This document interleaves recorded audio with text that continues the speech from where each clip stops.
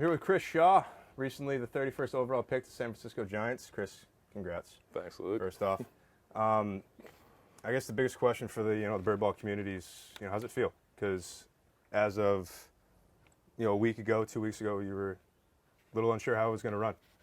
Yeah, it's obviously a great feeling to be a first round pick from the San Francisco Giants. It's a great organization. Everybody I've talked to from their front office and their scouting department has been first class people, and people I felt really comfortable with, which was it's huge going forward in this part of my life. So I couldn't be happier with the selection, and I'm really excited to get going. What was going on the few days before? After we left school, you had some downtime. What was going on? What was running through your head? I was, as nervous as I've ever been in my life for about a 2-week stretch there, just because I wasn't sure exactly what was going to happen. There's so much uncertainty in the draft, and especially from what I've heard this year's draft. At the top, there's just so much, lack of clarity. So, leading up to the draft, I had no clue what was going to happen. So, when I finally got that call and was able to just put the whole process behind me, it was a pretty unbelievable feeling. Now on the social media accounts, they have the video of you getting picked up. What was running through your head? Because obviously that room was pretty electric. It was unbelievable. I knew a few picks before that they were probably taking me. So my initial celebration, which you were obviously at the house, my initial celebration when I went in the other room and took that call was, a little more excited than it was when I actually heard my name called. But it's hard to put into words. I've never experienced anything like it. Unbelievable. Yeah. Now, let's look back a few years. You and I are on upper. You're hitting about a cool $150, and coaches all over you. If someone had told you then that you're going to be in the position where you are right now, what would you have said? Total disbelief at the moment. I wish somebody, obviously when I was hitting that slump, everyone was telling me, you're going to come out of it, yada, yada. But, it's one thing to hear that from people, and it's another to actually see it come to fruition. Right. So to be sitting here now as, the 31st overall pick, 2 years removed from hitting a $165, it's pretty surreal. And I'd probably have a hard time believing you if you told me that was going to happen my freshman year. Do you think it was just you getting more comfortable with college scene, or was there an adjustment that you made, over a period of time? Because you had a good year in New Bedford, excellent year last year, led the Cape in home runs. Like you've been on the up and up. Was that just something that needed time? Yeah, I think it's something that all baseball players have to go through at some point. Dealing with failure. I didn't have to deal with that a ton in high school. I played in a public high school league in Massachusetts, so going from there to the ACC is a pretty big jump. And, I think that I was naive in expecting that I'd have immediate success in the ACC. So that's part of the reason why I didn't handle the failures well right off the bat. And it took a while to understand that, that you don't just receive things. You got to go out, work for them, and earn it. And, eventually when I grinded through that slump and kind of was able to, pick my head up afterwards and look back, I could see that, this was just a direct result of, me expecting things and not necessarily working for them. So that's kind of, altered my work ethic now and, how I go about my, everyday, work schedule. So in the long run, I think it's going to prove to be one of the best things that's ever happened to me. You deal with some adversity. The coach talks about that a lot with, whatever goes on campus and with our travel and whatnot. Seems like an important lesson to learn at the time. And is that something you're going to take into the, take it to the next level? I think I have to. I think that, it's without a doubt going to happen again where I'm going to run into some sort of failure. And, the difference this time, I hope, is it's going to be an 0 for 20 stretch versus a, 2 for 80 stretch. So, I'm going to obviously use those tools that I've picked up throughout my college years and apply them to the program going forward. To change it a little bit, you watch a draft. We play in, a national level conference, but the Northeast doesn't get a ton of love. Right. Does it mean anything specific or special to you to be public high school guy, Massachusetts guy, BC guy, and now be, a premier first-round pick? Yeah, I think it's, it means the world to me, honestly, to be able to, go back at the end of, my college days and high school days and just be in the position I am right now and, look back and be, I went to public school, stayed close to home when people said, you should have gone far away, gone to a southern school, and I basically did everything that people said, wouldn't allow me to succeed, and I did. You just need to be surrounded by the right people, and the right place for you to grow. And for me, that was Boston College. From the coaching staff to my teammates to the academic professors I had and everything, every bit of BC has translated into who I am today. And it's so many different aspects of the school that have just allowed me to get to this point as a person, as a player. I couldn't thank Boston College enough for that. Yeah. No, I mean, it's not a bad place. No, it's helped me a lot. And, we're going to get your brother on campus next year, which is kind of cool. Yeah, Brendan's going to be up there as a freshman in the fall, so he'll have fun. Yeah, we'll make sure to treat him right.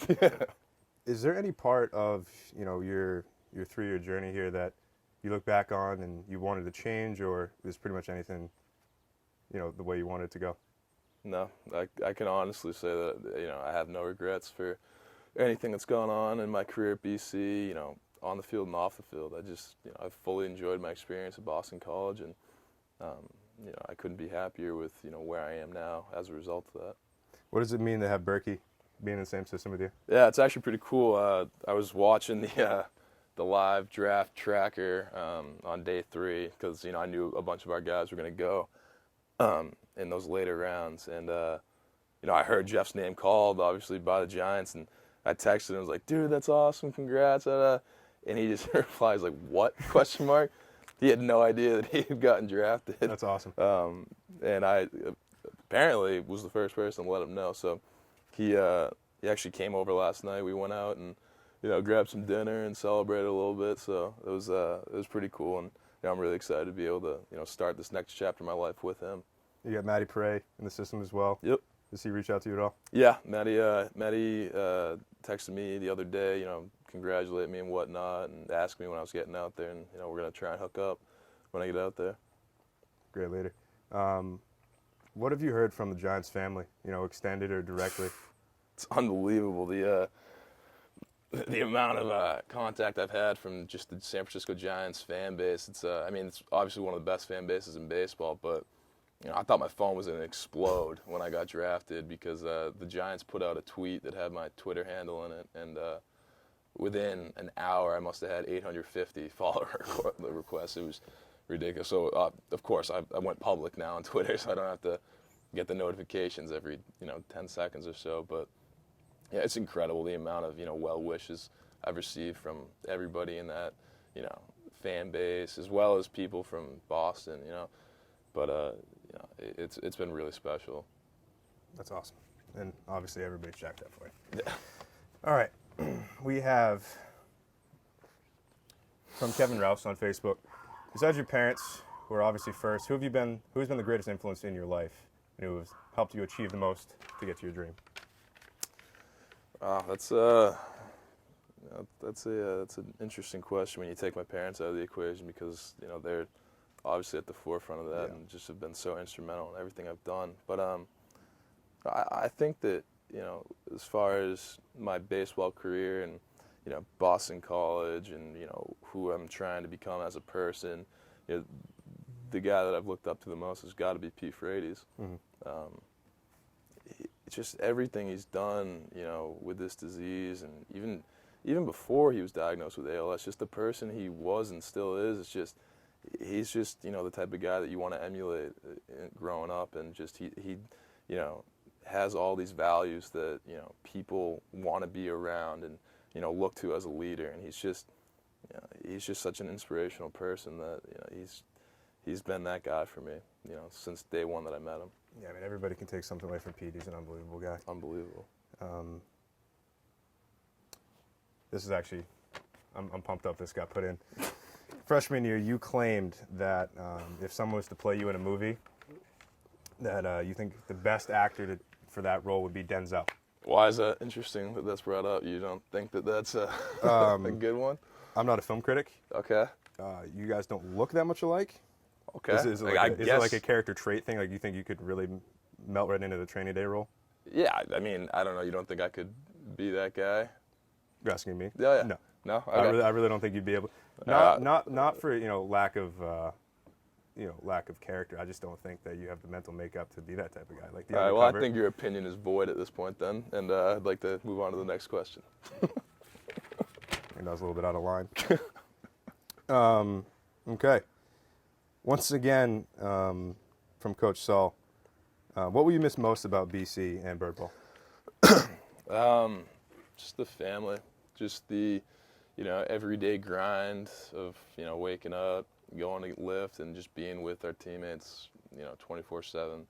I don't think that that's necessarily going to be replicated in the minor leagues to a T of what it was at BC. It's just, just the whole atmosphere of being in college and being able to play baseball and, having the core group of guys that we had at school.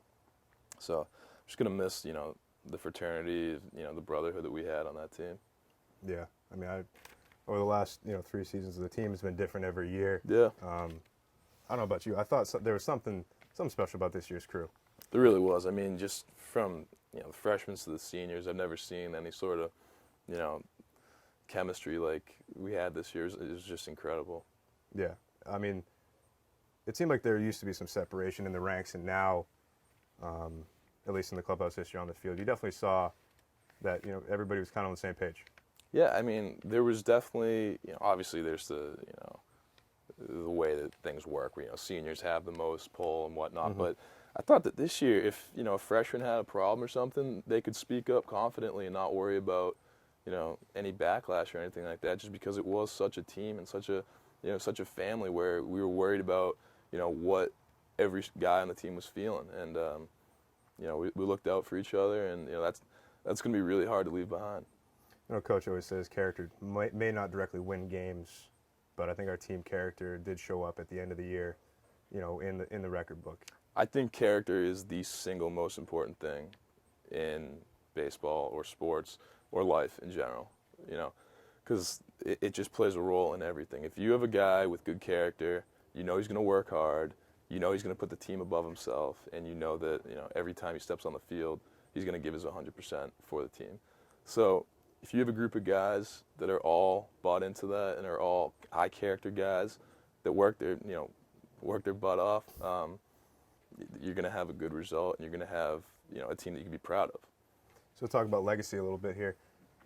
Coming off one of our better years in a few years, finished at 500, Beanpot champs, one of the, top teams in New England, and you had, obviously a major impact in that. What do you think is going to happen next year in the place of Chris Shaw? I think we're going to have, a lot of guys pulling together in that middle of the lineup that are going to produce, the same numbers. I mean, it might not be one guy, but, I feel like the lineup as a whole is going to do a good job of, producing, what I'm, leaving. And I'm not worried about that in the slightest bit. I know that these guys are going to, work real hard during the fall and during, the bubble season, and, come the spring, they're going to be ready to go. Yeah, no, I'm excited to get going. Pretty good freshman class coming in. Yeah, from what I've heard, very good. So, just to, to finish up, what kind of similar to what you're going to miss about BC? In a few weeks, you're going to be moving out to, to your assignment. What from BC are you taking with you? Like what moment, what thought process, what lesson is going to be, with you in the locker room on the field? I think the biggest thing I'm taking with me is just, how to treat people. What I've learned at BC about, respecting everybody, trying to, better others from, my education as well as my life experiences. I had the privilege of going to Boston College and, studying under the best professors in the country. And I had the privilege of playing at Boston College and playing under the best coaches in the country as well. So, I had, a lot of opportunity to learn from the best people in each respective, business. And I think that it's going to be a waste for me to go out there and not, implement that and help other people as I get going. So, I think that that's going to be the biggest thing I'm taking out there. Kind of that core Jesuit men and women for others. Exactly. Maybe one of your roommates would appreciate, men and women for others for you, help them out if they maybe can't order at a restaurant or something. Yeah, I'll be able to maybe pick up the bill sometime. I'm sure they'd appreciate that. Yeah, me too. Every once and again. Yeah, I'll get you. Well, hey, obviously, congratulations. Thank you. It's been it's been a privilege watching you the last few years, and really excited, and I'm sure the whole birdball community is excited to watch your future unfold. Thanks, Luke.